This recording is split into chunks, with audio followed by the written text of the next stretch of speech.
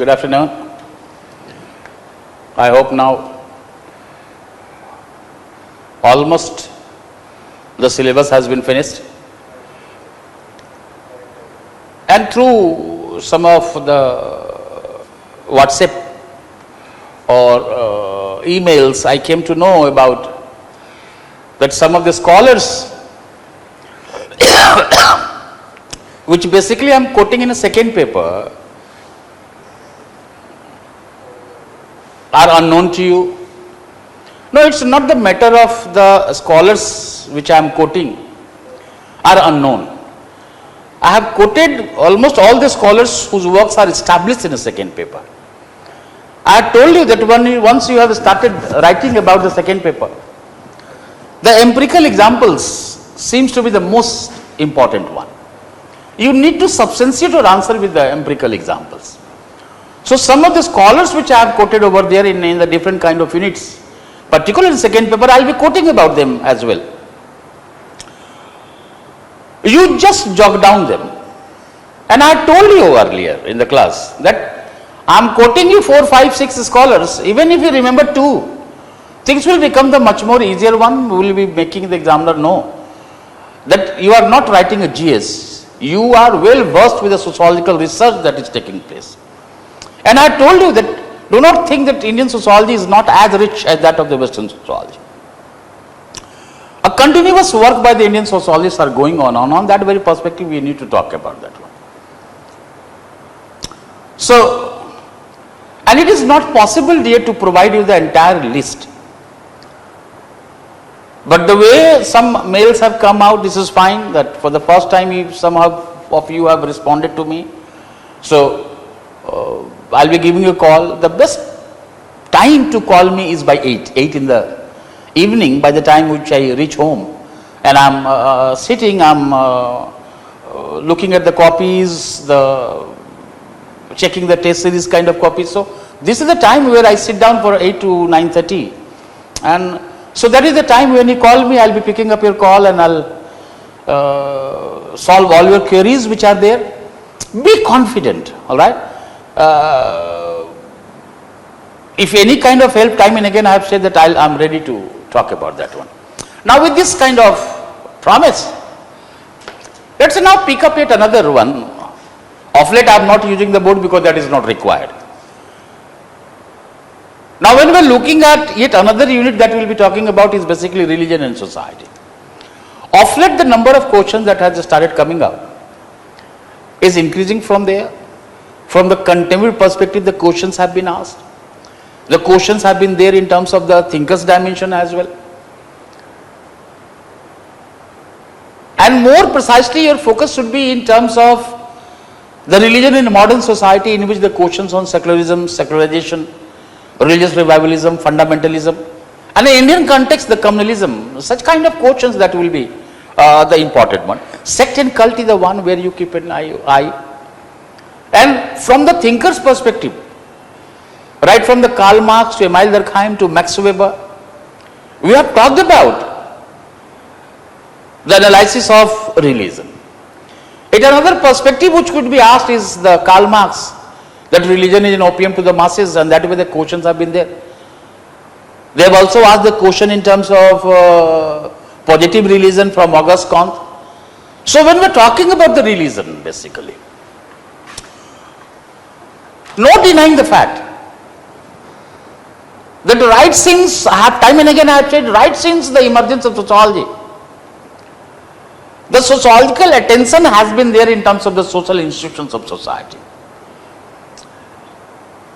And some debates have always been there. Either you are talking about family, you talk about marriage, you talk about kinship, or you talk about political process, economic process.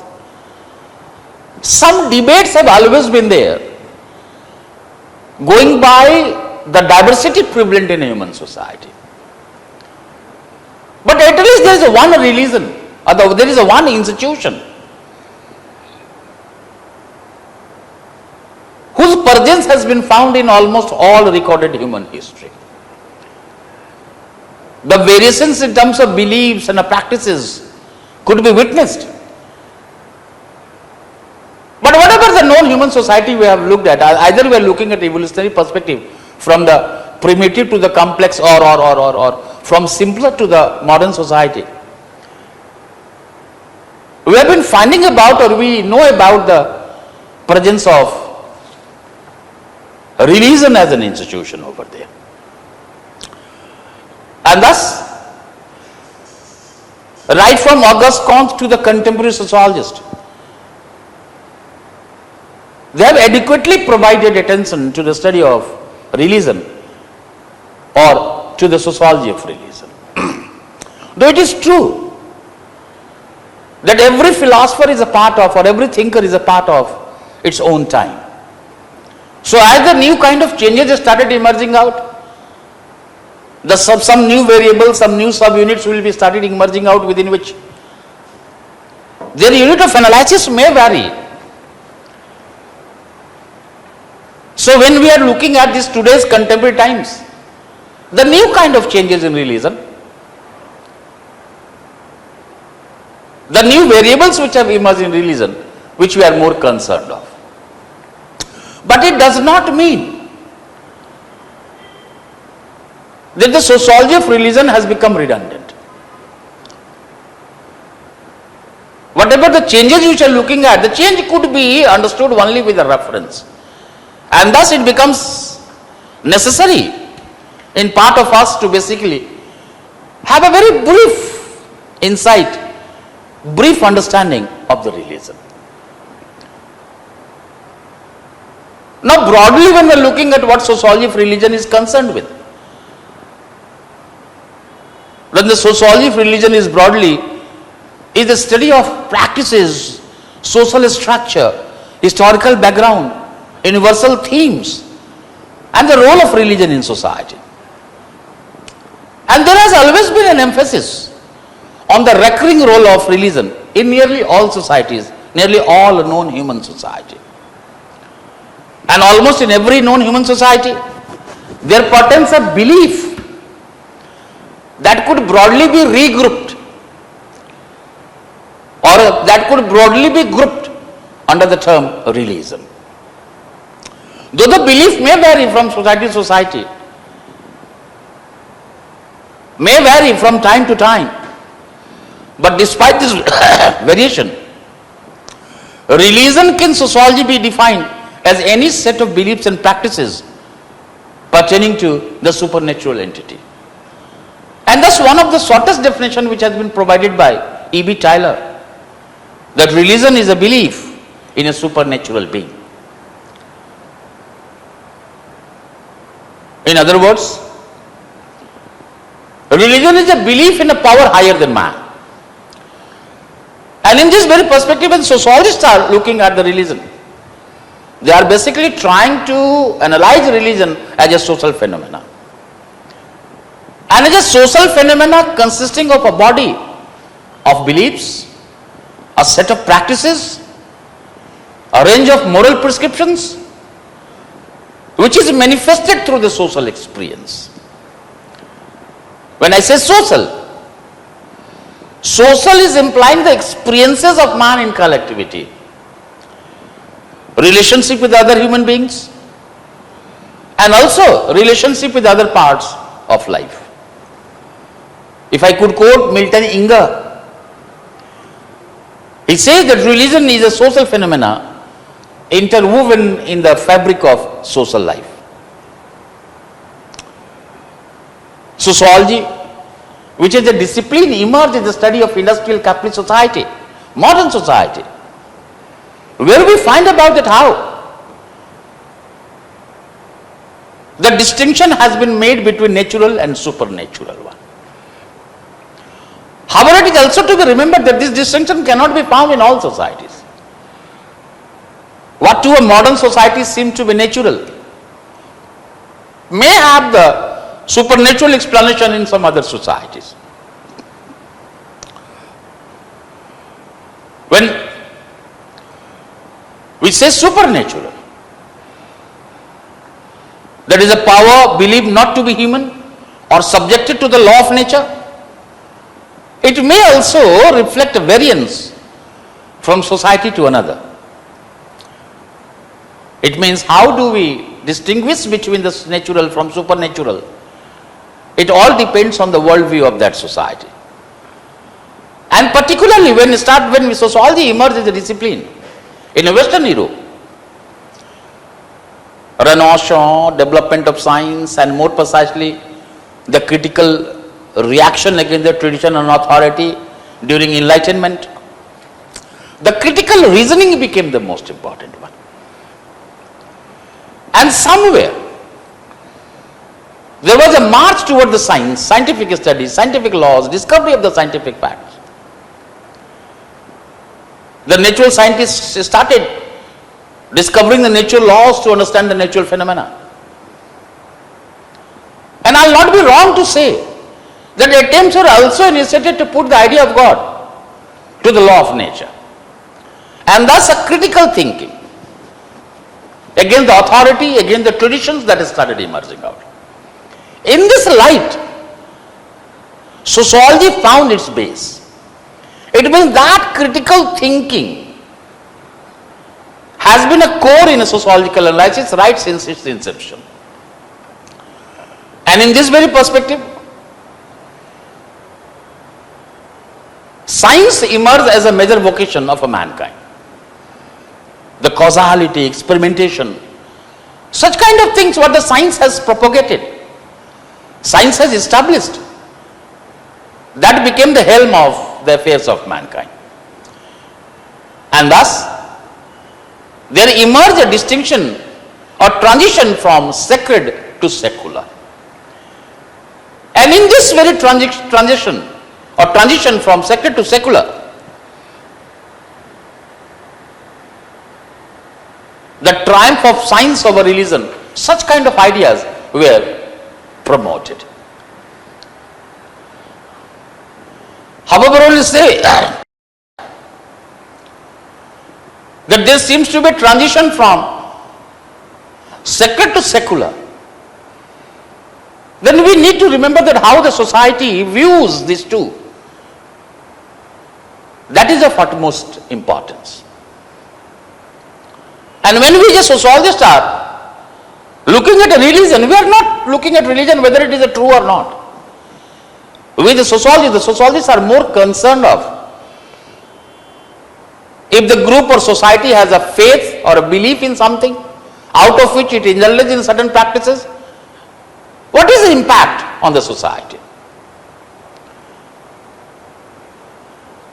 Religion exists for those who believe in religion. And that the way we started having the debate between religion and science in a modern society, that has to be looked in its own justification.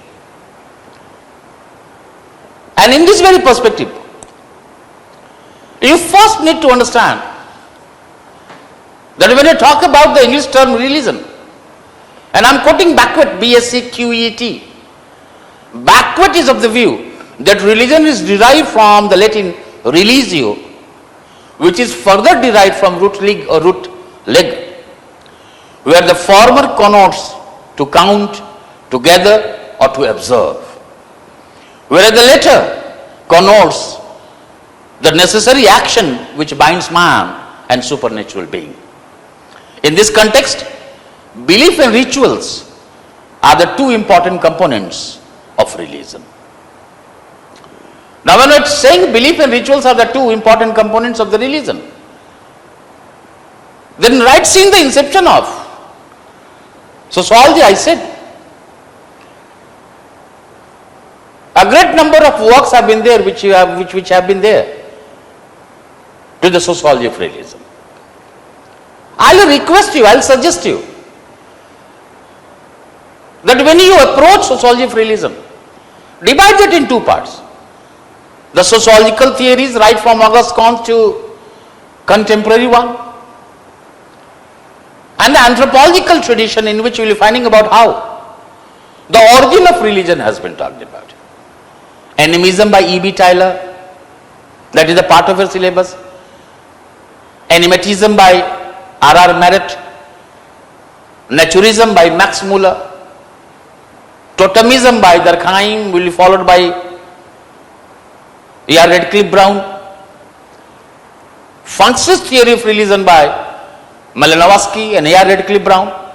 So divide that in terms of this one.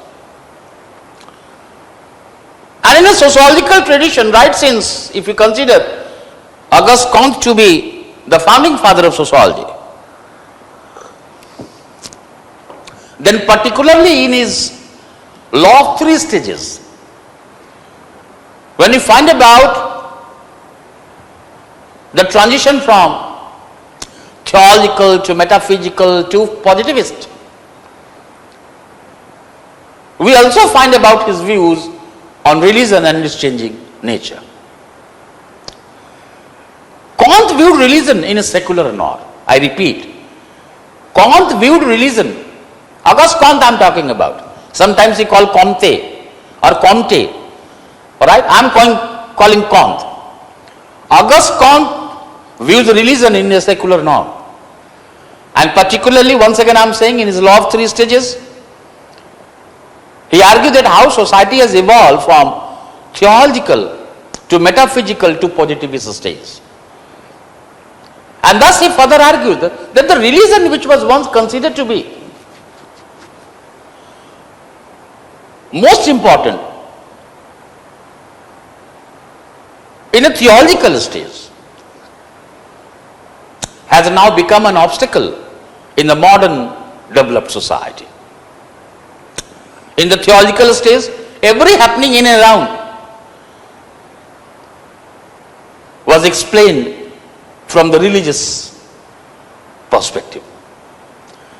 Priest was the main class. But as the society evolved from the theologist or theological to positivist stage, scientific stage, a religion which was considered to be one of the important domain, it turned to secular perspective, in which religion has been removed from the belief in supernatural being or as a power higher than man. Religious system have been replaced by scientific knowledge, and most of the works of church has either been taken away by the state or government or some other non-religious institutions or organizations. And thus he argues, thus he writes, that if in a modern society, if at all religion survives, now look at certain kind of doubt, certain kind of things is there, that in a modern society, if at all religion survives, it would be based on science. That is a religion based on humanity, which he termed as positive religion. So this is the one question from where you could talk about from there. However, let me just break the sequence. Durkheim, when we are looking at the modern sociology, you cannot take the credit from Emile Durkheim in establishing modern sociology as a discipline, methodologically, what we understand today. Durkheim being a successor of Kant, witnessing the impact of Kant on him. And when we talked about Durkheim, I said there has been a particular inspiration of Durkheim, of Kant on Durkheim. But somehow or other, as Kant was a bit skeptical that if the religion survives at all in a modern society, it will be based on science. Religion based on humanity, which has termed positive religion. And that's why Kant has viewed religion in a secular norm. Durkheim does not agree with this one. And I quote two lines of Durkheim. That a modern man may not require religion as it was required by the pre-modern man. Why? Because the logic of science has made the modern man to explain most of the happenings in and around it. Science can pose a moral threat to religion. Mind my line in Durkheim. Science can pose a moral threat to religion, but not the end of it. Some sort of religious belief, some sort of religious ideas will always be there in a society that we talked about in Durkheim's elementary forms of religious life. Durkheim views religion as a unifying force. Let's have the passing reference, which binds people together. And religion also ensures, according to Durkheim, that it does not leave any individual to face the crisis of life alone. Religion promotes solidarity. It is a functional to society. And you all are aware of that when we are looking at from Durkheim's perspective, that how he distinguishes from sacred and profane. And from there, how he considered totemism to be the elementary forms of religious life, that is now known to you. But particularly when he comes to the Karl Marx, I don't know, let's hope, let's anticipate that there could be one question from there, Karl Marx. We said Karl Marx is basically a conflict theorist. And he is now looking religion very critically. Marx views religion as a creation through which one class dominates the another. And religion is basically a component of superstructure dependent on the economic infrastructure. So you know about that infrastructure, superstructure dichotomy. And religion is a part of superstructure. So the economic infrastructure is a transmitting belt on which the superstructure is dependent. Marxian idea reflect that how superstructure is basically a reflection of the base, that is infrastructure. It means religion in this world of exploitation is an expression of distress. And not only it is an expression of distress, but at the same time, it is a protest against this distress as well.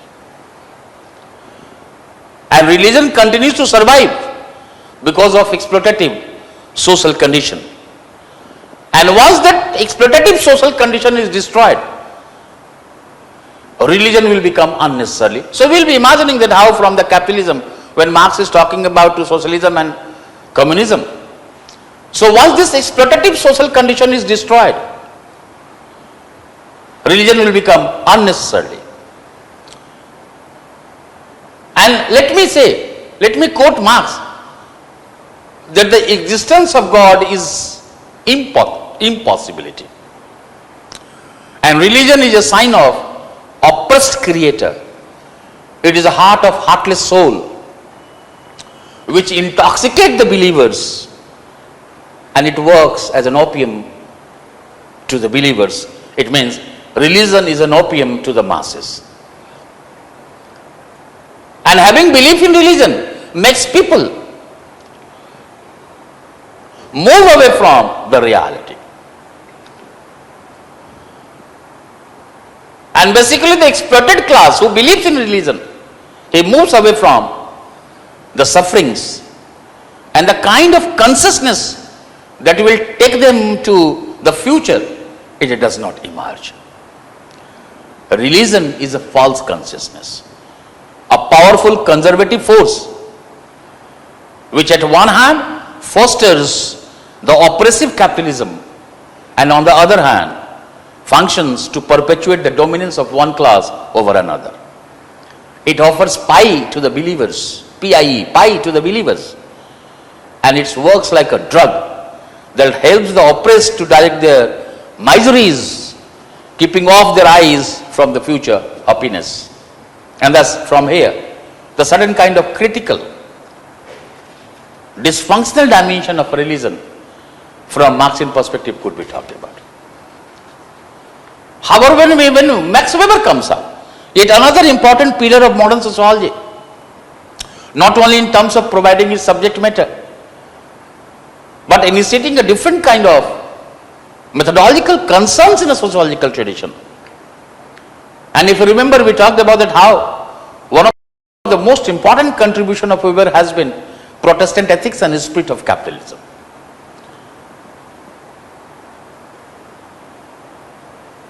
Weber is not focusing on the dysfunctional aspect of religion what Marx has focused on.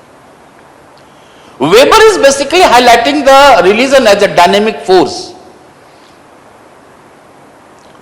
and religion as a precipitator of social change. And thus, in his Protestant Ethics and Spirit of Capitalism, you are now aware of that how he examines the effect of religious ideas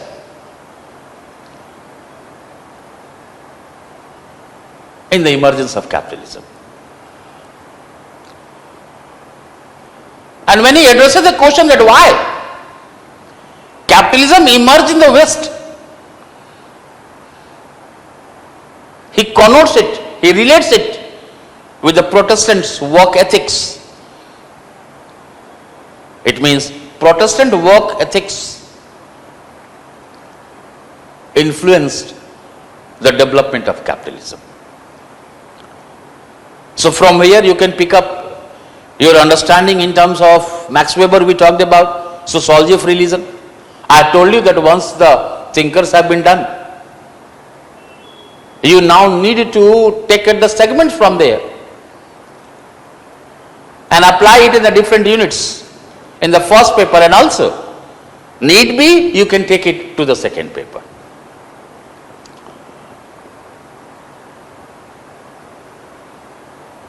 Now at least two scholars which you talked about, one is in terms of Auguste Comte.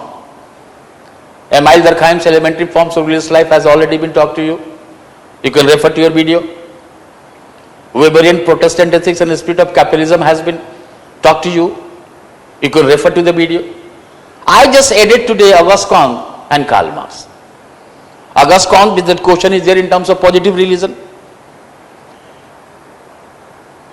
And once you have looked at the sociological tradition right from Comte to the Weber, even you talk about the Parsons, that religion provides answer to so many why questions. If you look at earlier, there was a question in terms of means to end between science and religion. You can answer it from the Parsonian perspective. Science without religion is lame and blind, such kind of questions, offbeat questions which have been asked. That was the statement of Einstein.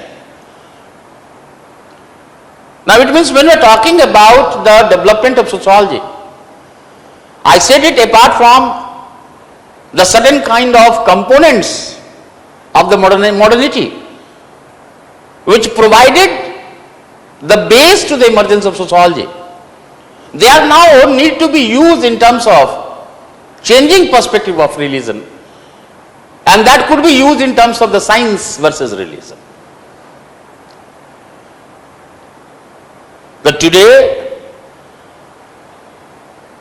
these are the new units, these are the new variables what the contemporary sociologists are more concerned of. To analyze the changing nature of religion, secularism and the process of secularization, religious revivalism, fundamentalism, new emerging religious institutions in terms of sects and occults. So these are the major concerns through which the contemporary sociologists are trying to analyze the sociology of religion. However, just give me a few minutes. I don't know whether the questions will be there or not, but at least one dimension has been there, that is animism. So when you're talking about religion, I said you just talk about the sociological theories and you talk about the anthropological theories. Anthropological theories would basically be providing you the origin of religion. And one of the most important theories pertaining to the origin of religion in anthropological tradition has been provided by E.B. Tylor, T-Y-L-O-R, Edward Burnett Tylor, in his Primitive Culture, 1871. That book is more famous not only for the interpretation of culture, but also for the concept of animism. Tylor analyzed the myths collected from the different societies, and by collecting this, what the data which was collected from the different society, which is started analyzing the data from the different societies. He was basically trying to establish that religion came into existence as a belief in a soul. I repeat, religion came to existence as a belief in a soul, that is anima. Anima means soul. A-N-I-M-A. Anima, from where the word animal has also come. It is argued. From where we are looking at the theory of animism. So it is basically, animism is a belief in a soul and spirits. Tyler considers animism to be the earliest form of religion. He argues that the primitive man used soul to understand the knowledge of being alive or dead. The knowledge of being alive or dead. Thus Tyler talks about two concepts. There is a material body and a phantom. Material body is a material body, is a body soul. Phantom is a free soul. The material body is the one which makes man to indulge in a different activities. Sleeping, eating, walking, every kind of work which are doing. That is attributed to the material body. The phantom, which is the second self, which appears in a dream, which makes primitive man to realize that there is an unseen spirit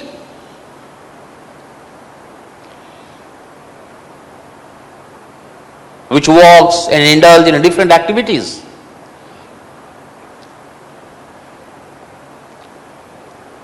It can reappear in the dream.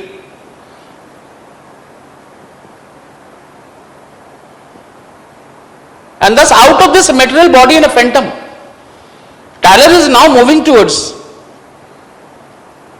analyzing these two. He said that material body and phantom are inseparable. There is an unseen spirit which makes man to indulge in a different kind of activities. But once this unseen spirit goes, leaves man, the man is dead. But I said that he used soul to understand the knowledge of being alive or dead, within which we started talking about material body and a phantom. So this unseen spirit, once it leaves man, man is dead. But the phantom can reappear in dream. And thus he is talking about the two, body soul and a free soul.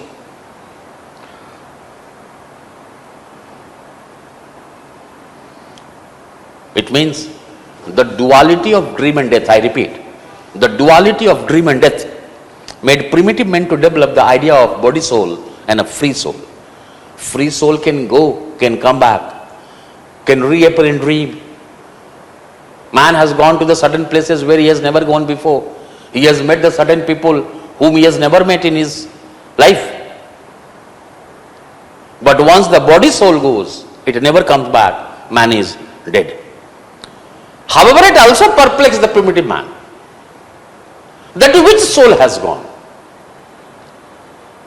And thus, once the man has not woke up early in the morning, then it is perplexing the people that which soul has gone, the body soul or free soul.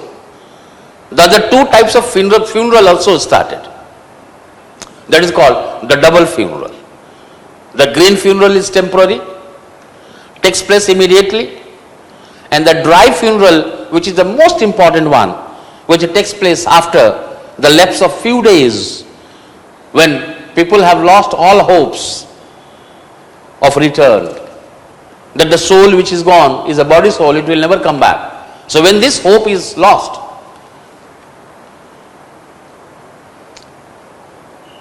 and today in most of the simpler societies, most of the tribal societies, the belief in animism persists.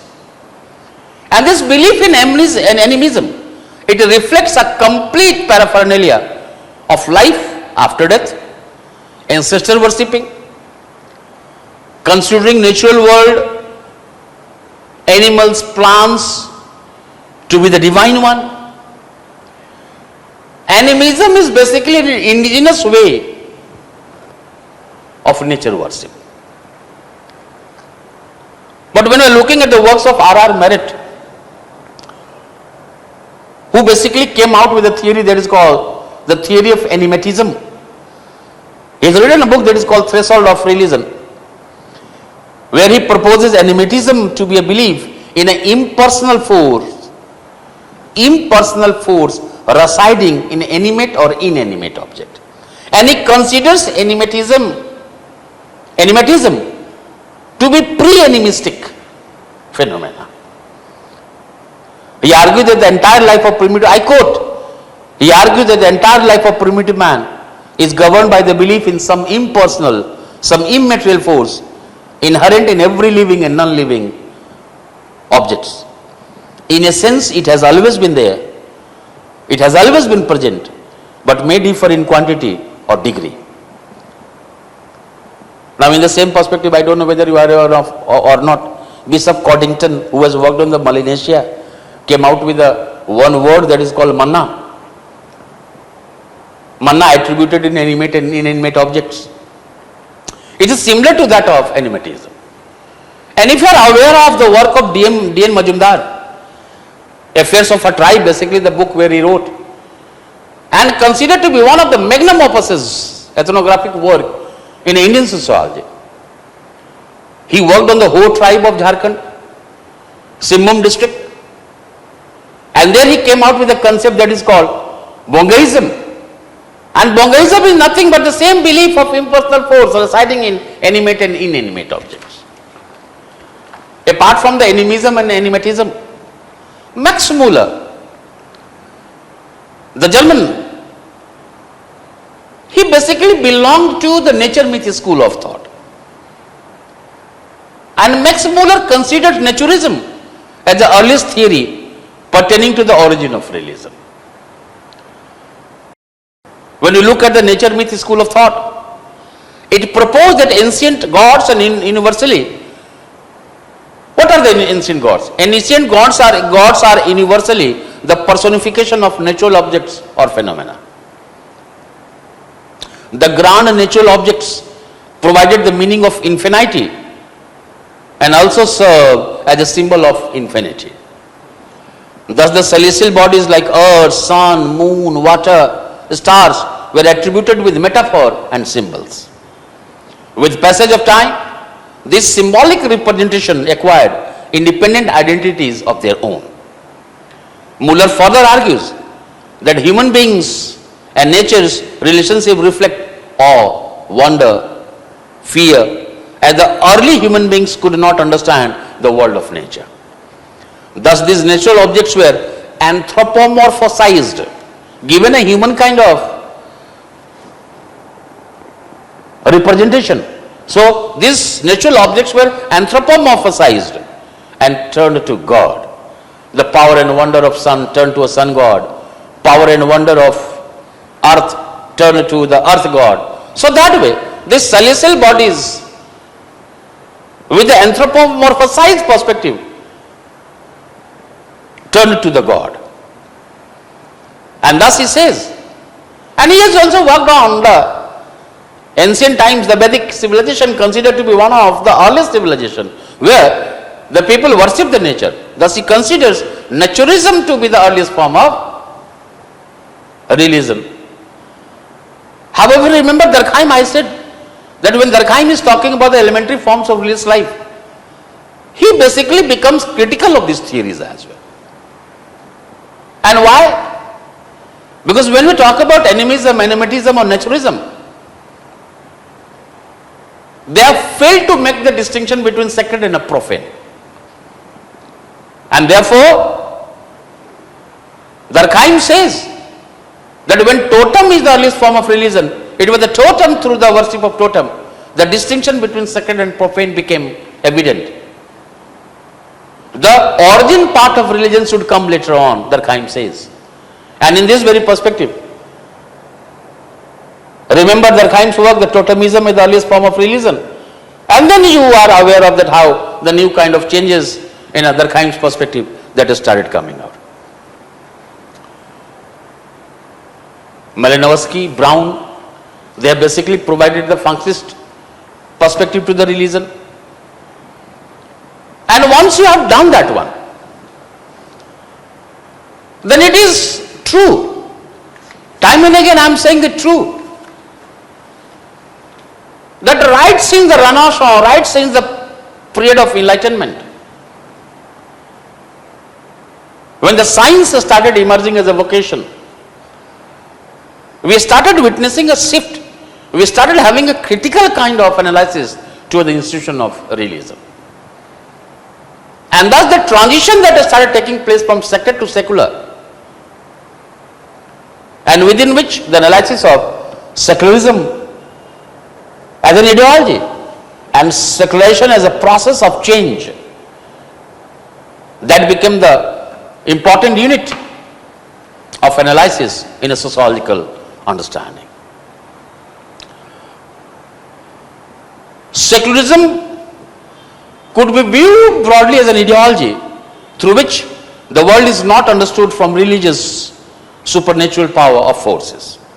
Rather, religion is kept away from the matters of public life and governance. It means, at least not from here, it is the moment I say right from Renaissance or more precisely from the period of enlightenment, then at least can I make a line so that you would be basically understanding that when anyone in sociological is studying secularism, secularism is basically reflecting a historical chain of events. It means development of secularism has to be viewed with a historical chain of development, in which Renaissance, development of natural science, enlightenment period, industrial revolution, American War of Independence, French Revolution, contact with the East, alright, new technological changes, new discoveries, inventions, they are the important factors which somehow or other have led to the development of secularism. Secularism is a social process which is reflecting the characteristics like separation between church and state, focus on the world, this world rather than the other world, or having belief in otherworldliness, scientific and rational approach. It means secularism is also a way to understand the interface between church and state. Now let me just give you the passing reference. When we are talking about this interface between church and state, which could be viewed in terms of proximity. So you find about how the monarch of the Britain comes from the particular religion. The interface between church and state could also be viewed in terms of wall of separation between church and state, which we are understanding in terms of the Western context. And this interface between church and state could have further be viewed in terms of neutrality, principal distance, which we are basically talking about in terms of the Indian context. And that way, the two models of the secularism which we are more concerned of is the Western model and the Indian model. And that way you just go from there in terms of the wall of separation between church and state. Every individual is free to profess or not to profess at all any religion without having any legal or social compulsions. That is the Western one. And in Indian context, no religion is as such that could be termed as a state religion. Rather, the state could be having equidistance with all religion. So you find about secularism to be a positive concept in India.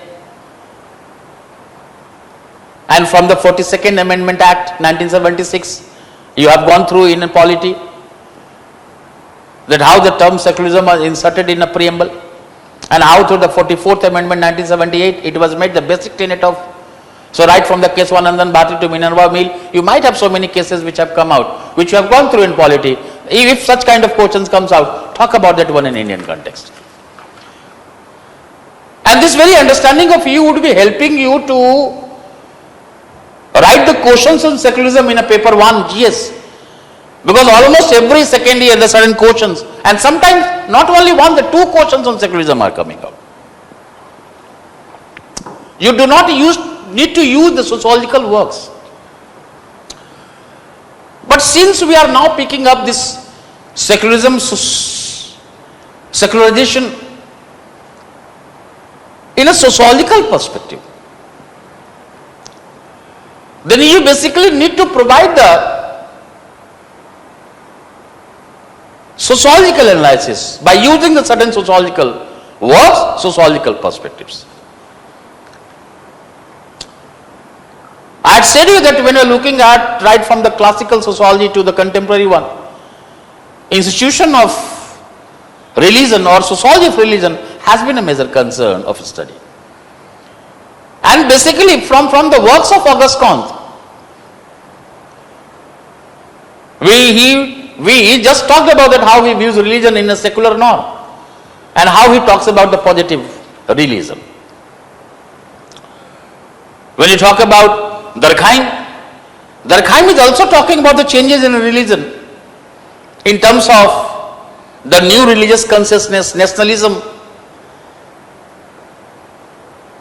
Weber's in a Protestant ethics and spirit of capitalism is also moving towards that how the economic changes will basically be percolating to the level of entire society. And when we are looking at the Marxian perspective, we find about the emerging secularist tendencies. It means when you look at the classical works, you can quote if the quotations are there, right from Kant to Marx, in terms of the transition from sacred to the secular. And when you are talking about the transition from sacred to secular, Howard Baker, he talks about the transition from sacred to secular. One of the important work in terms of this transition has also been by Peter Berger. And I quote one line, one quote of the Peter Berger. He says, in a pre-modern society, the different facets of social system were interlinked in which religion played an important role. But modern society has become heterogeneous, where different groups are professing different worldview. Likewise, Brian Wilson argues that in a secularism, the various social institutions gradually become distinct from one another. And they become free of the religious assumptions. As a matter of fact, today's modern man is not guided by religion, rather tries to understand the world logically and empirically. And once the modern man is trying to understand the world logically, empirically, it reduces the influence of religion. Alright? Desecularization process that we will be talking about. And therefore, broadly when we are talking about the process of secularism, as the modern society started moving toward that path, then secularism in some of the works was basically viewed as a triumph of science over religion. And it was argued that with the development of natural science, with the institutionalization of science, somewhere the threat to the religion started emerging out. The old religious beliefs, practices were put to the critical analysis.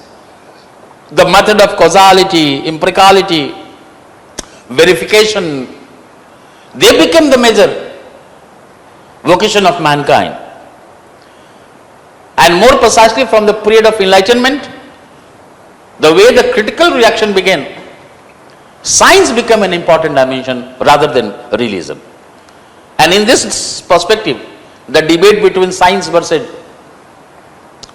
religion could be picked by you. However, you need to remember, if some works try to look the contradictory relations between science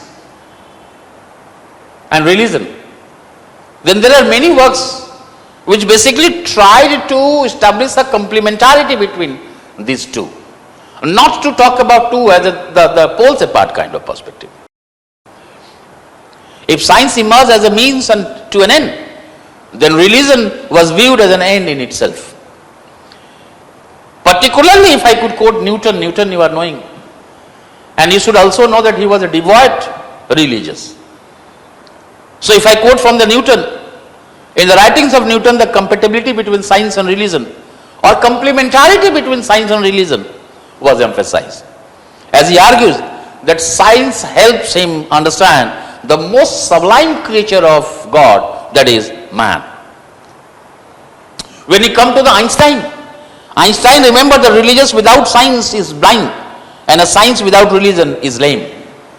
The scientific attitude helps to keep the secularist spirit alive, whereas the religious ethos provides science a moral foundation.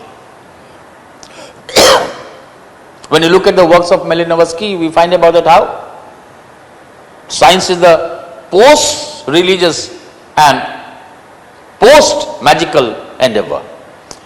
So if such kind of question comes out in terms of science and religion, talk about these works and you pick up, because with this you will be talking about the process of secularization within which you will be talking about when you say that secularism is a triumph of science over religion, then this very line would be countered when we will be turning our attention to the religious revivalism and fundamentalism. And many times I say fundamentalism ensures that science is yet to triumph over realism. So that way you just try to look at the relation between science and religion, within which you would be placing your understanding of secularism. It is also true that when we are talking about secularism, just I say that you also need to know about the Western versus the Indian context. But worldwide over, today, even today, in a contemporary perspective. In the very last lectures 2, 19 and 20, they are all included here. We do not need to give some time in terms of understanding the contemporary reality. With the practical contemporary examples. If I say that if we all, being a student of sociology, you all are aware of that, how that in entire world scenario, in the different countries of the world, and almost in every part of the world, one of the contemporary issues that has emerged out is basically majoritism versus minoritism. That debate is going on, that is an ongoing debate, sometimes taking a very violent turn. And that debate has also intensified in the course of secularism, in the discourse of secularism. And more precisely in the Indian context, any one of you who has gone through the discourses of secularism will be finding about a certain word, certain concepts like anti-majoritism, minority appeasement policy. I am not talking about this one, I am not asking you to focus on this kind of perspective, but these are the words, these are the concepts which have emerged in the debates on secularism in India. And there has also been the debates, questions in your paper too, that what in a GS, what French society can learn from the Indian secularism constitutionally, such kind of questions which are coming out. What are the challenges of cultural practices in the name of secularism in India? So when you are preparing, prepare it in such a manner that you will be talking about the challenges. And anyone whosoever is talking about the process of secularism in India, one of the greatest challenge is communalism. Yet another challenge which is posed by the cultural beliefs, cultural practices. Misguided perceptions are there. If anyone is religious, is considered to be fundamentalist.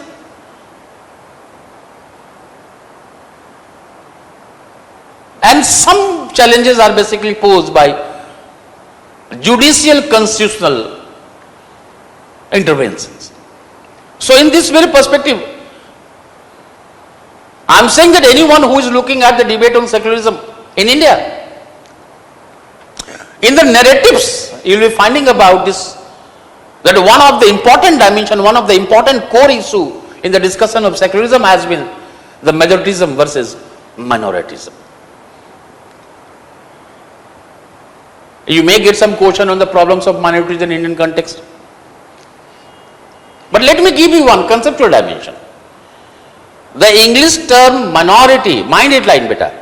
The English term minority has come from the Latin minor with the suffix ity, which means a smaller one in the component of 2. When I say which means a smaller one in the component of 2, it means minority is a relative term. One who is considered to be minority in a one context can become a majority in other context. So when the problems comes out, do keep an eye that in which context this question has been asked. I mean, I find when a test series comes out, usually they write illiteracy. But we are only talking about one category. You need to talk about some other categories of minorities in India as well, who do not seem to be poor, who do not seem to be illiterate. So in which context that is being talked about, you just try to understand that one, and that way overall you try to look at the problems of the minorities.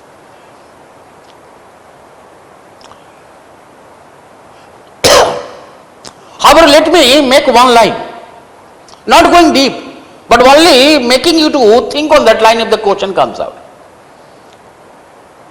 The modern form of secularism, what we are understanding, it reflects historicity and a philosophical retractions in the Indian context.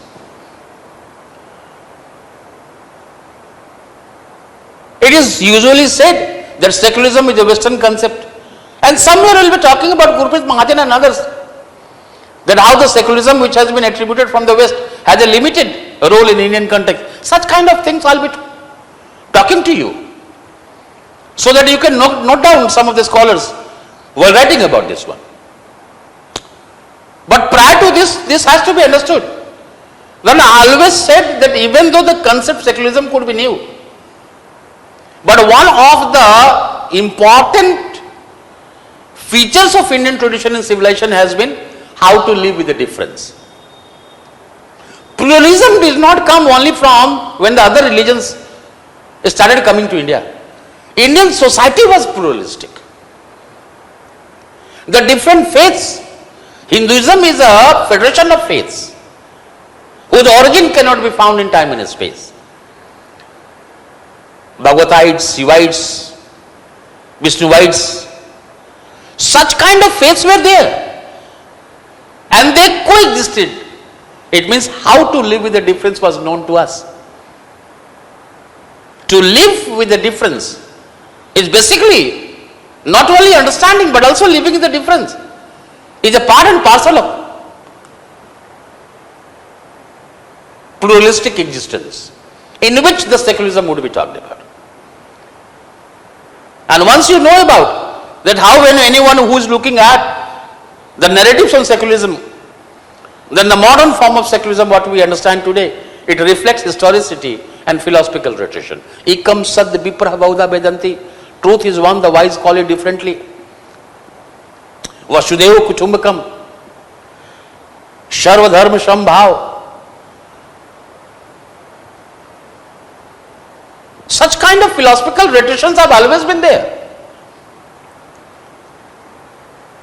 Asoka's Dhamma, Akbar's Dine-i-Ilahi. It means such practices were there. Though particularly during the national freedom movement, the idea of secularism got currency. And somewhere, a certain kind of dream, certain kind of imagination that once India gets independence, and the country in which the people from the different religions, various religions have contributed together, then what kind of nation state would you imagine? Such kind of imagination started emerging out during the national freedom movement.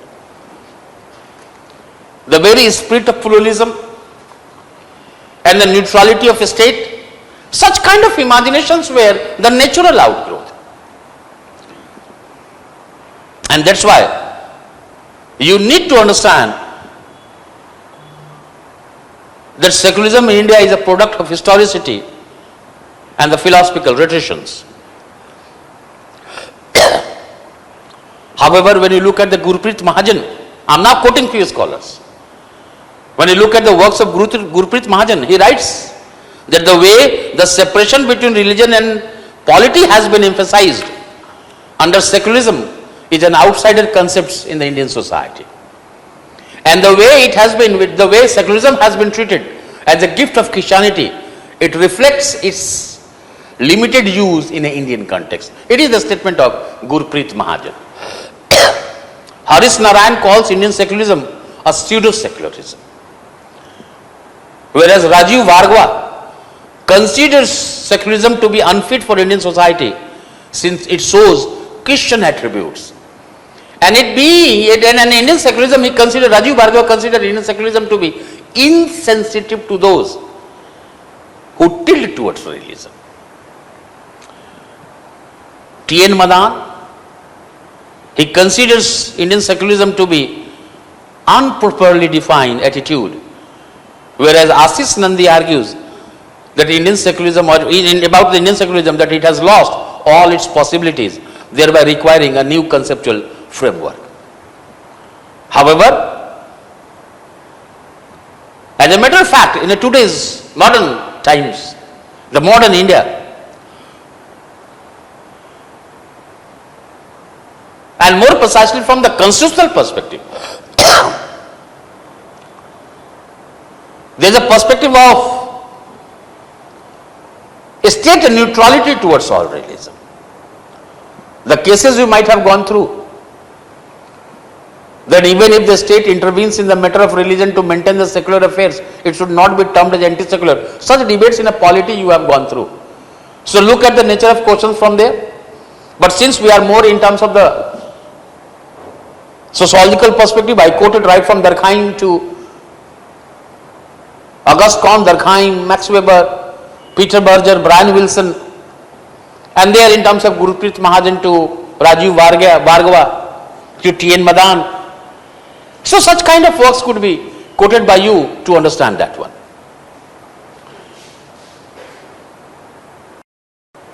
And let me say that when we are looking at when we are analyzing the very idea of secularism, then you also need to look at the secularism as a process within which the term secularization will become the more important one. I had given that one sentence in terms of M.N. Srinivas while talking about the secularization in India, while talking about the political process. I said about that this will be a unit which I will be talking about in a religion, from where you can take it. Now at least now you are aware that why, while talking about secularism or secularization, it has been kept in a politics and society in India, not in a religion in India. Because the first onus to maintain secularism in India lies with the state. Now in a very brief, secularization is a process by which religious thinking, practices and institutions lose social significance.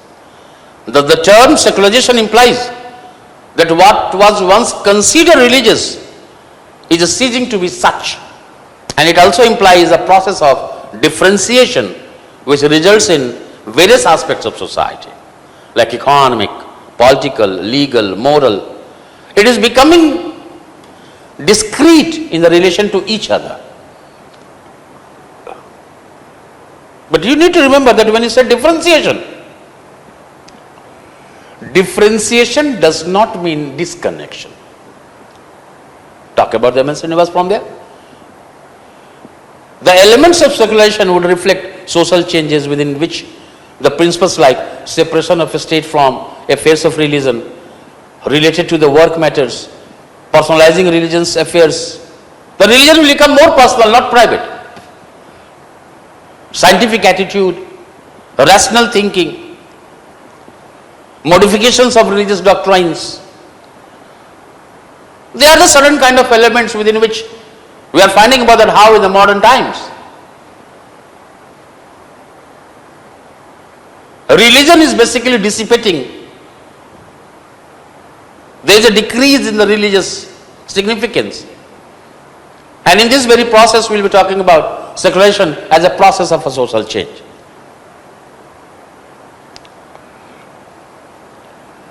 However, let me quote, once you have talked about, take the quote from M.N. Srinivas, let me quote Andre Bete in Indian context, because that secularization has been there. And I told you, once again I am saying, that it was obvious in part of you to link it.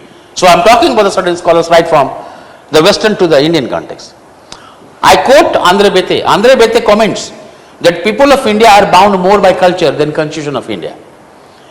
Religion in India is not just practiced, but is a part of dress, food and mannerism of people. And if it is so, then anyone who is talking about the debate between religious to secular, we need to look religion and secular not as a bipolar model, separation which we have started witnessing in a Western society. Rather, we need to look at the interwoven interconnectivity between these two. Because I, as an individual, could be religious in my private life, but I am required that I would be secular in a public life.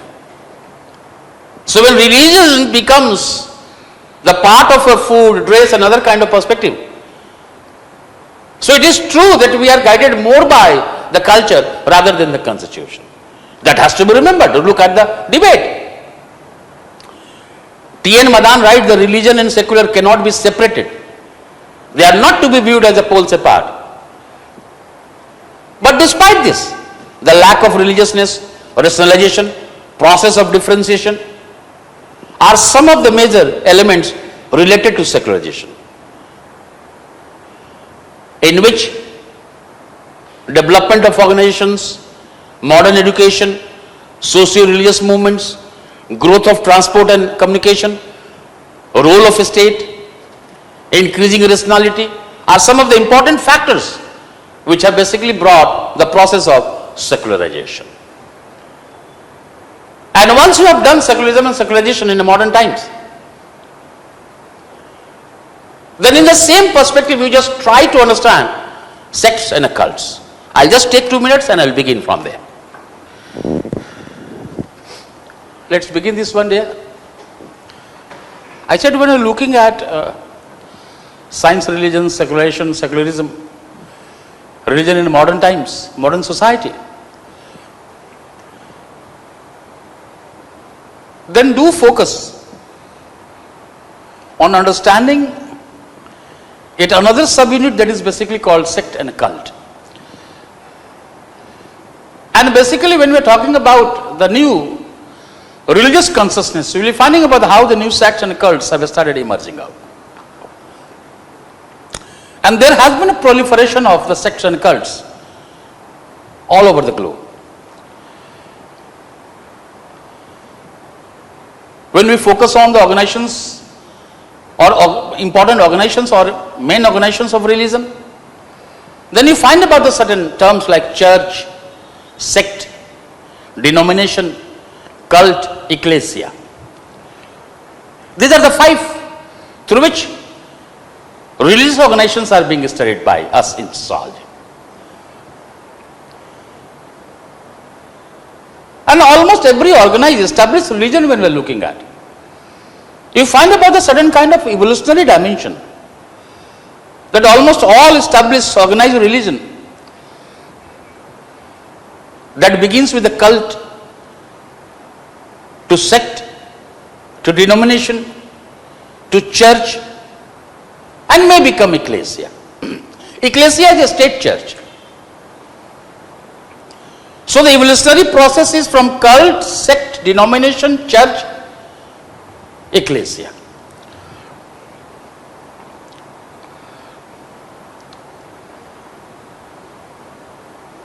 Now broadly when we are looking at, conceptually when we are trying to talk about in a one-liners, then mind few lines of mind. That in a society when we talk about the established religion, we are basically talking about a church. And when I say church, church has not to be viewed terminologically, it has to be viewed figuratively. I am using the term church for all established religion. Could be of Islam, Christianity, Buddhism, Jainism, whatever we are talking about. So the established religion of society, I am referring it to be a church.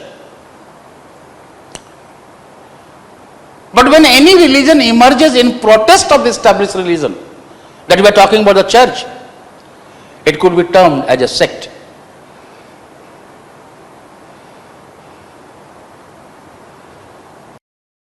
But if this protest, out of the protest with any religious organization that has emerged out, over the decades, over the years, when it cools down, acquires acceptance in a society, it turns to denomination. Whereas when you talk about cult revolves around the experience of a particular religious leader, which the people join for the personal experiences. It is the most transient of the religious organization. But when any religion becomes a state religion, it is called ecclesia. And that's why once again I am saying that in some of the works, the evolutionary sequence has been shown in terms of cult, sect, denomination, church and ecclesia. Let me give you one work.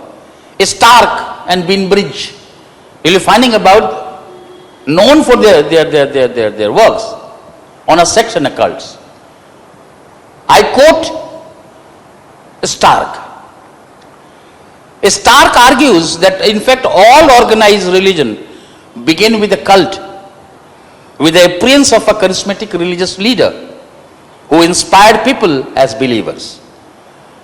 Though sometimes it may witness the charismatic movement consequently leading to routinization of charisma. However, many cults fail as the people may not believe in the message professed by the leader. Alright. Now when you have known this one, that most organized religions have begun their journey, evolution with a cult. So I talk about in brief the cults and the sects.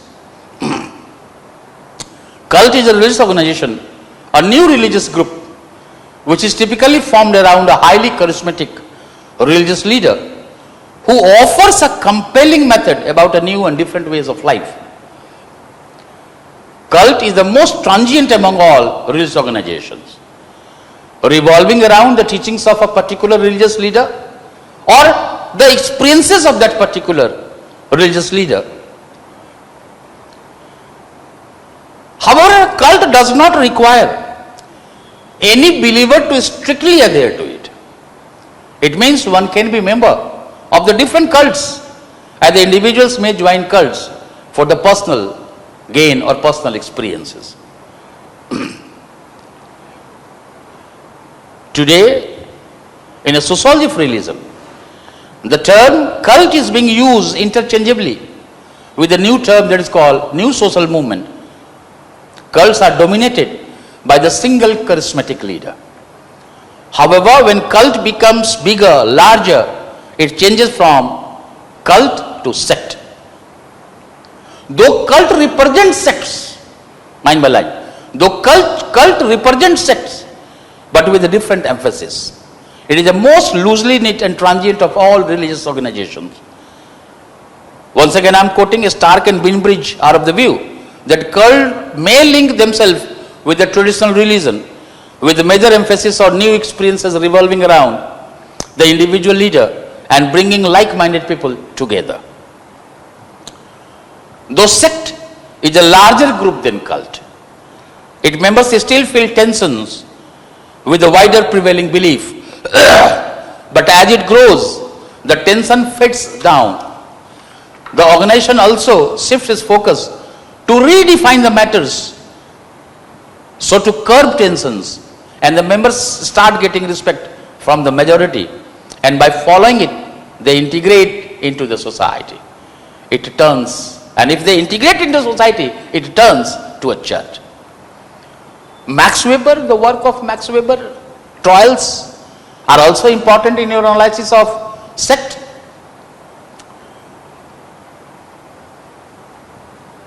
And if I quote Max Weber, he says that sects are most likely to engage in groups or emerge in groups which have been marginalized in society. It means occasionally the sect is a breakaway group that may be in tension with the larger society. Sects often reject the wider norms of the society and replaces it with the belief and practices which may seem peculiar to the non-believers. Sects are insular groups, largely close to those who have undergone the process of initiation of membership.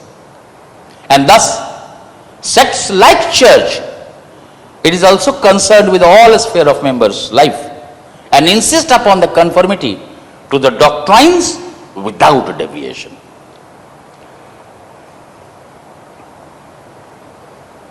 And thus, Weber says that if you are looking at the sect basically focuses on the strict moral discipline in practice, in maintaining the purity of the whole community. So that way, you pick up sect and cult, and once you have picked up the sect and cult, looked at the emergence of the new religious institutions, dissipating role of religious beliefs and practices, emergence of secularism and the process of change in terms of secularization. Then in the same length, you also need to talk about religious revivalism. And particularly in the sociology of religion, contemporary sociology of religion, the analysis of religious revivalism has emerged as an important analytical unit. And moreover, the way, right from the emergence of modern science and the discourses on secularism, the way it was basically taught, that secular or secularization has basically jolted religion.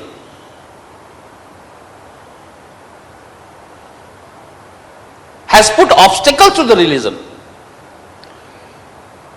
In this light, the emergence of, the persistence of religious revivalism becomes important. Sociologically speaking, the term religious revivalism can be applied to the mass movements which are based upon intense religious excitements. The periodic religious revivals which try to restore commitment and attachment to the group have been a regular feature in the religious traditions. Earlier in the Christianity, such movements have taken place. Even in India, the slogan "Back to Vedas" by Arya Samaj influenced the example of revivalism. However, in a present day context, when we are looking at, religious revivalism has experienced the growth of various parts, or religious revivalism has shown its growth in the various parts of the world, within which the factors like globalization, secularization, political instability, search of identity, and search of meaning in a complex and interconnected world, the fear of being uprooted from the tradition are most significant. And in this context, when you're talking about the religious revivalism, Anthony Giddens, he argues that one of the most worrying religious revivalism in the contemporary world times is a fundamentalism, which he views as a response to the way in which high modernity undermines tradition. It means high modernity is basically undermining certainty, traditions, and thus Anthony Giddens says fundamentalism rejects modernity, and it is a tradition defended in a traditional way. I repeat, it is a tradition defended in a traditional way. Now go for the etymological perspective, the origin part. The English term fundamentum has come from the Latin, or fundamental has come from the Latin fundamentum, implying going back to the basics in realism.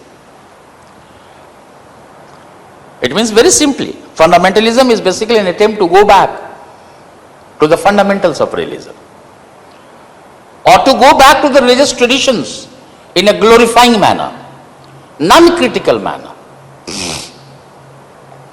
And it also talking about the absolute ways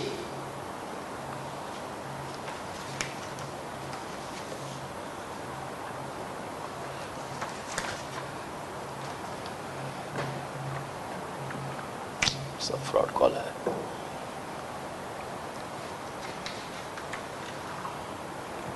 So let's begin this one. There was a fraud call. Going back to the religious tradition. But when you say going back to the religious tradition, it is basically going in a glorifying manner, non-critical way. And it is also basically reflecting the absolute way of life with the help of the interpretation of religious sacred texts. It means fundamentalism can be, or fundamentalism has been coined to describe a narrow defined set of beliefs which developed into a movement, and thus in a fundamentalism the attempt is to rescue religious identities from being absorbed into modern culture, for which the religious community necessitates the assertion of separate identity based on the founding principle of religion, for which sacred scriptures and its interpretations becomes the guideline, the guiding force. And these sacred texts are considered the only source, only authentic way to interpret, and that the leaders along with the followers try to revive the old religious past. It means one of the most important attribute of fundamentalism is the literal interpretation of sacred text and scriptures. And thus, sociologically speaking, in terms of new social movements, that fundamentalism manifests orthodox religious revivalistic tendencies, orthodox religious revivalistic tendencies within which fundamentalism emerged as a religio-political movement in response to the rapidly changing world, rapidly changing socio-cultural environment precisely in the globalized world. Let me give you a few works so that you can understand, if you remember fine. T.P.S. George thus argues that fundamentalism is an unquestioning faith in the infallibility of the doctrine usually religious, which is accompanied by a readiness to act in its defense or promotion. Fundamentalism has found its expression in almost all religion. Be value neutral here. The way we are looking at the Western perspective more precisely after the 9/11 incident, or even in the France or in terms of the Britain, the way we are attributing fundamentalism to any particular religion. No, you do not have to take that stand. And you might be aware of that this term fundamental or fundamentalism basically found its emergence among the Christianity in America. So fundamentalism has been concerned in almost all religions. Broadly, when we are looking at what are the factors for the rise of fundamentalism,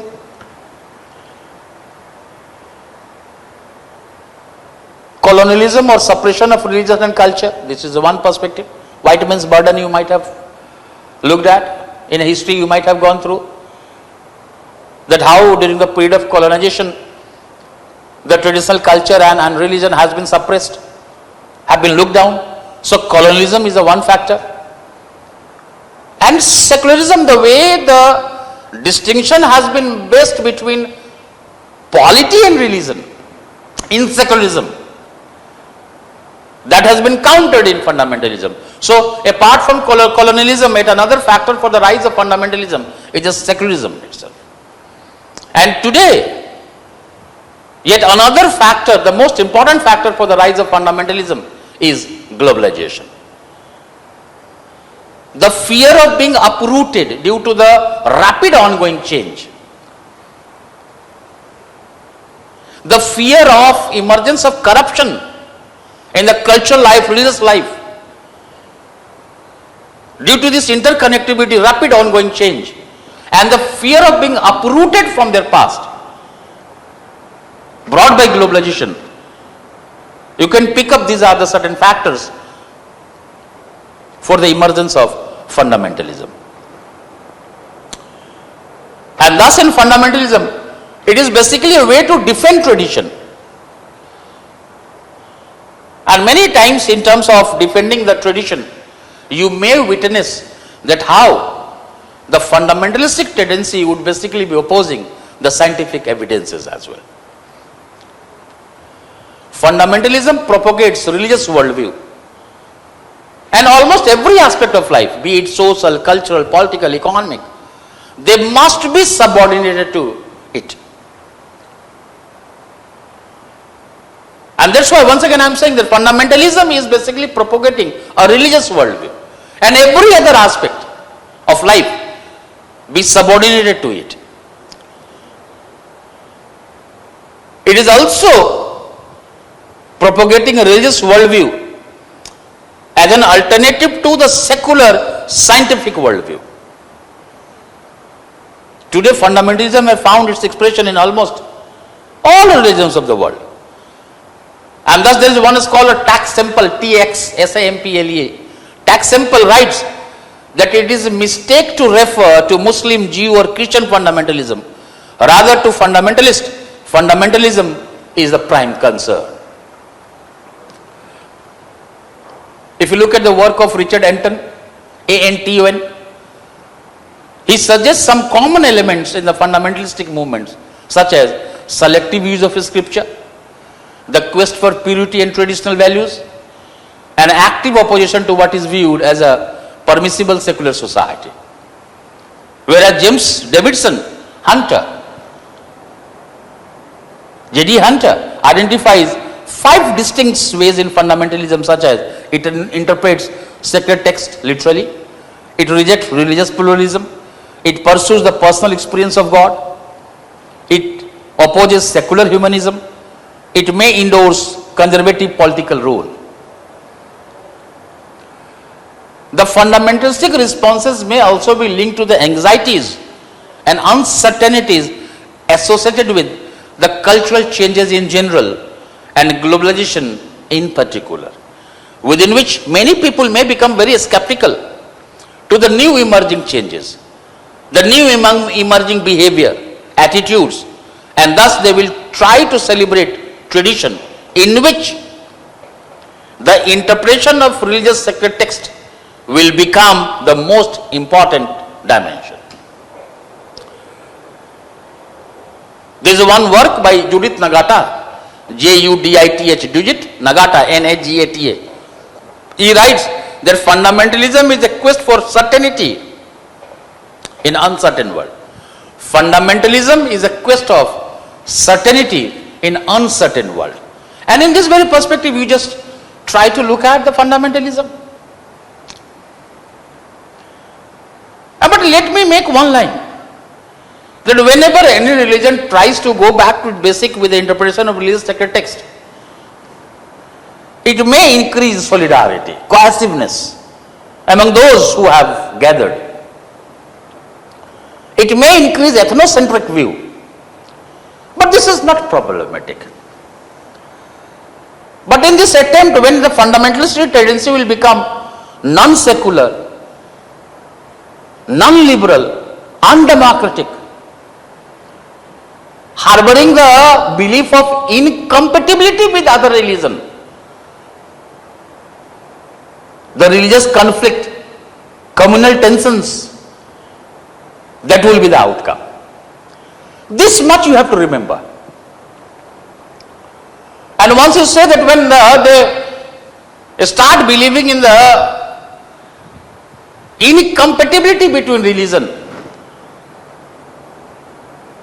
you are basically very close to the conceptual understanding of communalism, which has been a part, challenges in terms of the Indian society.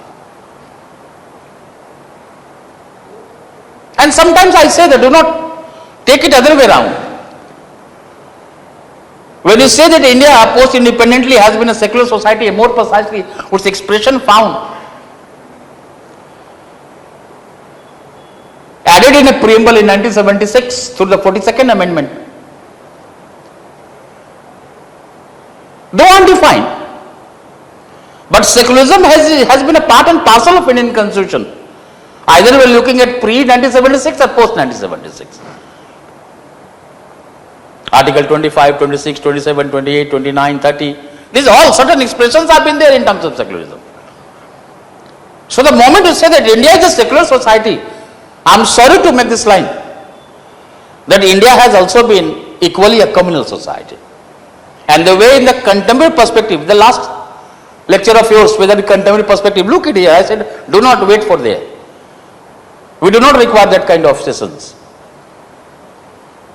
It means any one of us whosoever is talking about secularism or we are talking about the communalism in India, we basically need to keep an eye on the word, the concept that is called secular communal ideology. Now in the national freedom movement, while talking about secularism, we said that how did the national freedom movement during the colonial impact, the term secularism emerged, and somewhere we started imagining that once we get the independence, we will be providing equal place to all religion, equal treatment to all religion, equal rights to all religion. That way some or other secularist practice was anticipated. But we should not forget that if secularism found its emergence, currency during the colonial rule, then communalism also found its root in that same communal rule. So right from the national freedom movement till here, we will be finding about the persistence of, the continuity of the secular communal ideology in the Indian society.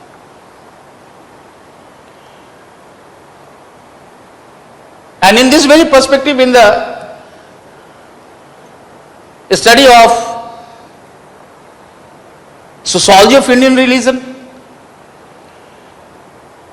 or the challenges of the Indian society, transformation that is taking in Indian society, one of an important challenge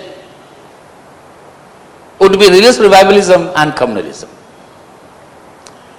So when anyone is looking at the Indian sociology contemporary perspective, without having any hesitation, let me say that one of the most debatable and one of the most challenging units has been the study or analysis of communalism. And communalism is basically posing a threat not only to nationalism and the national integration, but the occurrence, reoccurrence of communalism, its persistence, is also posing a threat to the very spirit of secularism in India. Communalism is also a threat to the notion of civilization, what Indian society has developed, fostered, persisted, and celebrated.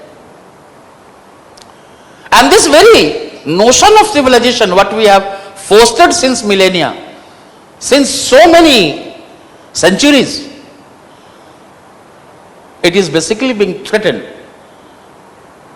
with the phenomenon and ideology of communalism. The very practice of pluralism, the concept of composite culture, through which we have tried to look at the Indian civilization and Indian tradition, communalism undermines these kind of concepts. And communalism is the single most problem to India's national integration. And today in the contemporary perspective, the way we are looking at the debates, and there is no denying the fact here that neither the politicians nor the academicians, they are sure what secularism is all about. It's a different interpretation comes out. And the way now the society seems to be polarized on a communal lines, polarized on the lines of religion. And sometimes when you find about a very close nexus between polity and religion, in a contemporary times, it is basically threatening the very base of secularism, the very perspective of national integration. Now in a one line, conceptually, communalism could be viewed as a religio-political ideology manifesting the belief in incompatibility between religion. That the religions are incompatible. Mind the word, I said about religio-political movement. Religio-political ideology, manifesting the belief in incompatibility between the religion. Though in a passing reference, let me say, that in a Western society, when you are looking at in the British colloquial language, you would be surprised to know that the term communal, communalist, communalism has been viewed positively. And even today when you look at one of the meaning in dictionary, you will find about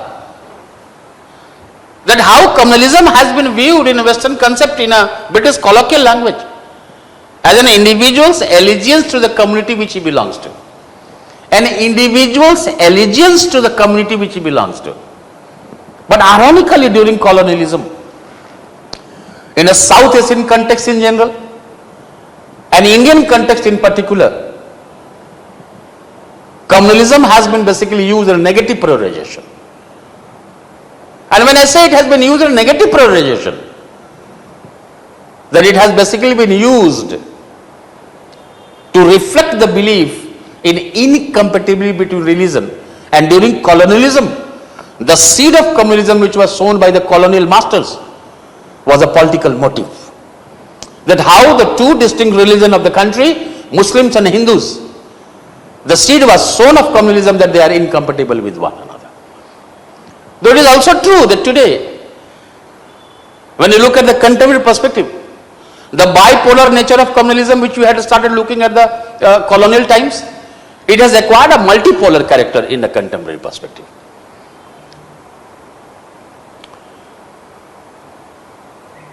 It means the dictionary meaning connotes something different. And when you will broadly look at the historians' work, so either communalism has been viewed by them as a false consciousness or a colonialist ideology. But when you talk about sociologically, then broadly in a sociological perspective, communalism has basically been viewed that whenever any religion tries to establish a relative identity, mind my line here, whenever any religion tries to establish a relative identity vis-a-vis another, the communal tendencies may emerge. Now once you look at this definition, but at least one question comes to your mind, that if in India with the spirit of secularism, every religion has been provided equal rights, the equal constitutional rights, then why would one religion conspire to establish a relative identity vis-a-vis another? And thus, communalism cannot merely be viewed from the religious domain. And hence, the moment conceptually started talking about how to define communalism, I said that it is basically a religio-political ideology or movement manifesting the belief in incompatibility between the religion. The political overtone in communalism cannot be overlooked. When you look at the historical factors, no denying the fact that during the British time, the seed of communism was sown, and the geopolitical interest of the British administrators, the colonial administrators, led them not only to give birth to communalism or to the ideology of communalism, but they also believed in divide and rule policies. They strengthened this ideology to rule the country, to revive the country on the religious lines. And thus, during colonial period, communalism emerged as a very powerful disvalue and which threatened the socio-cultural transformation which may be brought by modernization, or if I say it threatened the socio-cultural modernization of Indian society. So in the historical factors you might have gone through in terms of divide and rule, communal writing of Indian history, Mopla rebellion, all right, offshoot of nationalism, role of communal parties, two nation theories. So such kind of perspective you might have gone through. But the point is there that when you say that the root of communalism was, or seed of communalism was sown during the colonial rule, then you asked yourself that in 1947 we got independence. Due to the two nations theory, Pakistan and India came to the existence. Fine, communal violence took place. A large scale communal violence took place, this is fine. Let's forget it. Why it is so that this communal ideology and politics still sustains in India? This is the prime concern that we need to answer. And that way the things are to be understood sociologically by you. That is expected out of you, that you would be providing such kind of analytical insight to your understanding of communalism, fundamentalism and other kind of perspective. Can I say that today when we are looking at the contemporary socio-political discourse in India, the ideology of communalism still persists? And this very seed of communalism which was implanted in the minds of psyche of the Indian citizens, Indian people, Indians, it still continues, not only tormenting but thwarting the very process of socio-cultural modernization.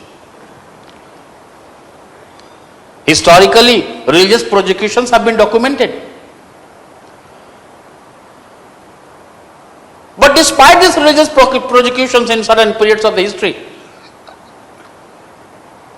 overall, when we are looking at such a long history of India, India has been a land of the diverse religions. And there is no denying the fact that almost all the religions which have their presence in the worldwide, they have their presence in India as well. And that kind of coexistence between the different religions or of the different religions, we have celebrated our Indian civilization, we have celebrated our Indian society and tradition. The Indic religions which have found their origin in India, like Hinduism, Jainism, Buddhism, Sikhism. India has also been land of the non-Indic religions. Non-Indic religions are those religions which emerged outside India and in the different historical periods they entered to the Indian soil. Islam, Christianity, Judaism, Baha'i faith, all religions coming from outside. So India has been a land of Indic and non-Indic religions.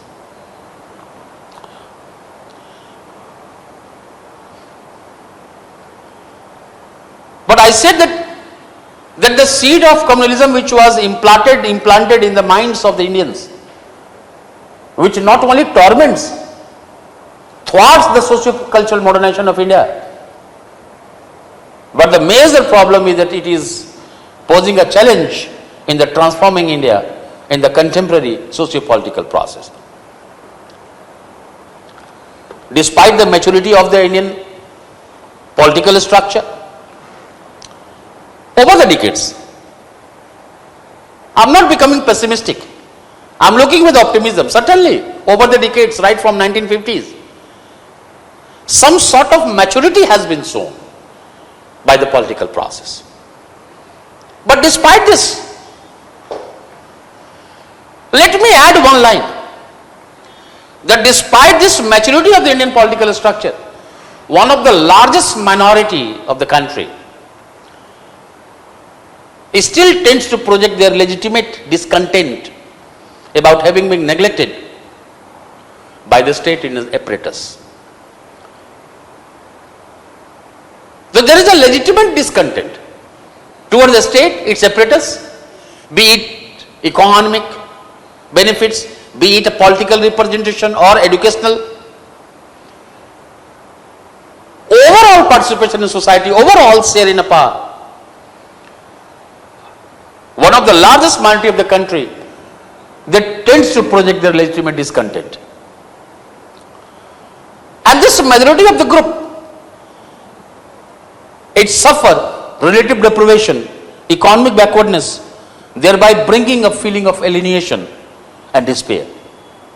And this very feeling of alienation, despair, it often contributes to exclusivist tendencies.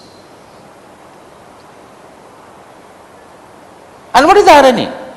Irony being the elites of the communities. Either we are talking about majority or we are talking about the minority. That a debate between majoritism and minoritism that has engulfed the entire world, the different nations of the world.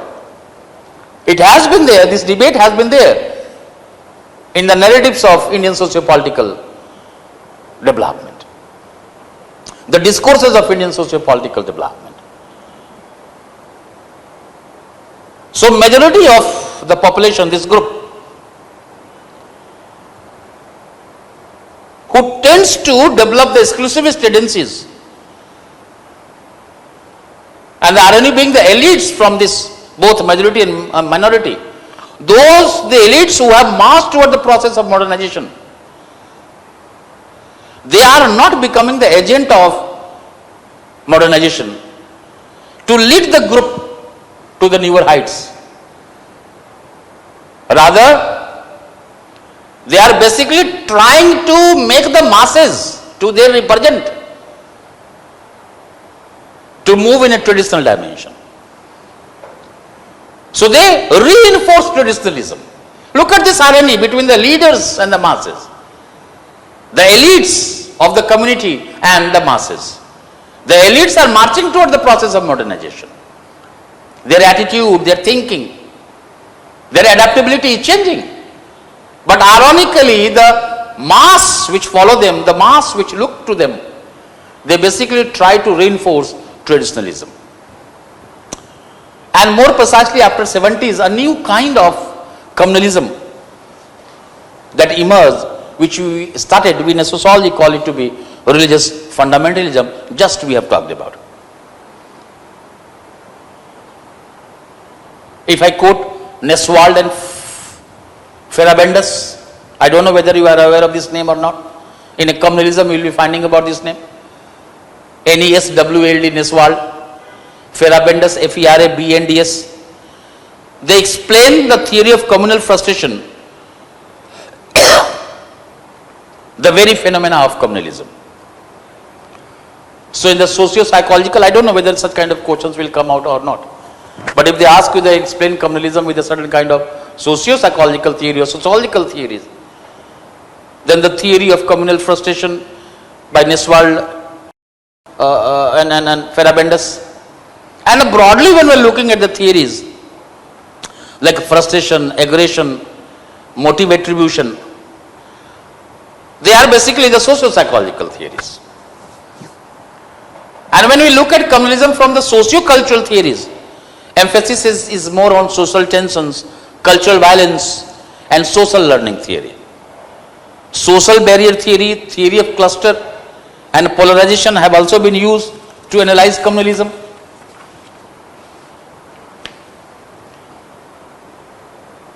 And today, communalism is a stark reality. Let me admit it.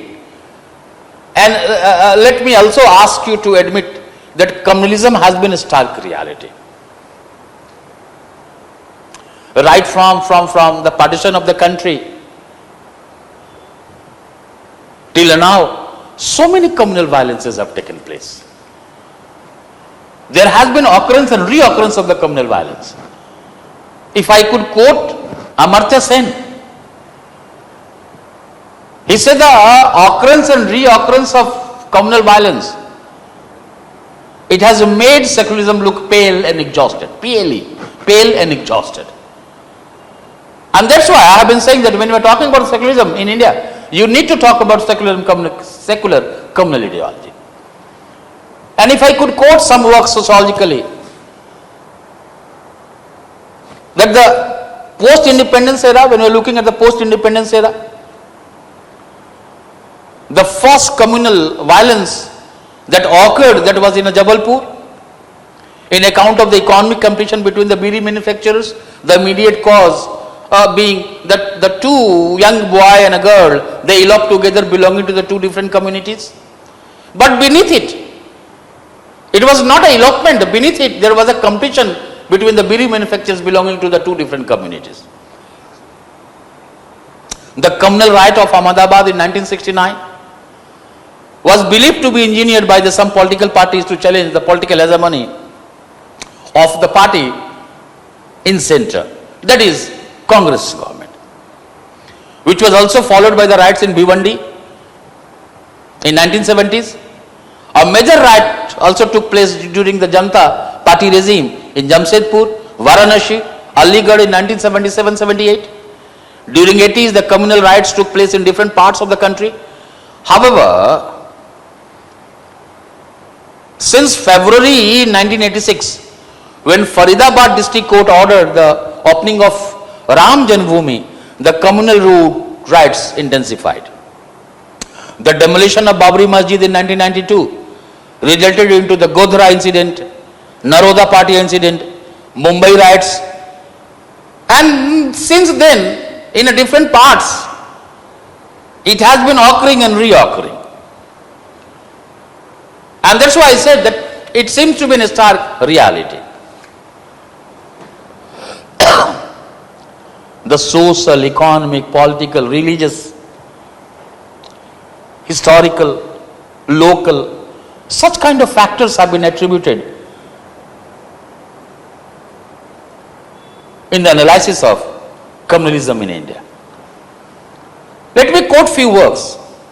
However, when we look at Asghar Ali Engineer, he writes that masses in India are religious, not communal.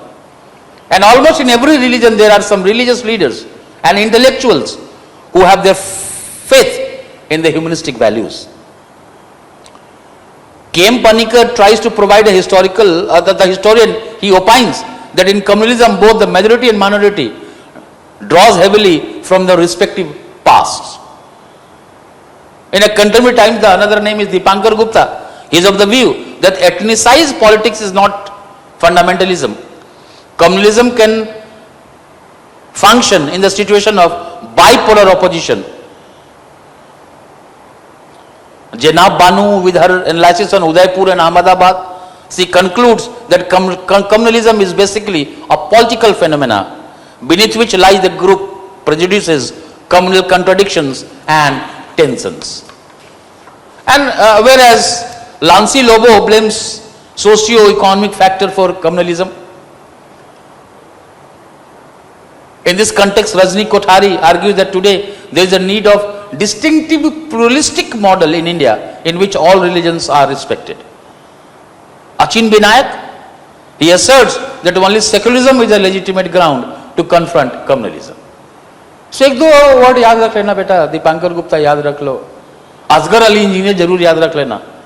And if I find you the suggestion, then you talk about Rajni Kothari, you talk about Achin Binayak, Achinvinayak, Achin Binayak.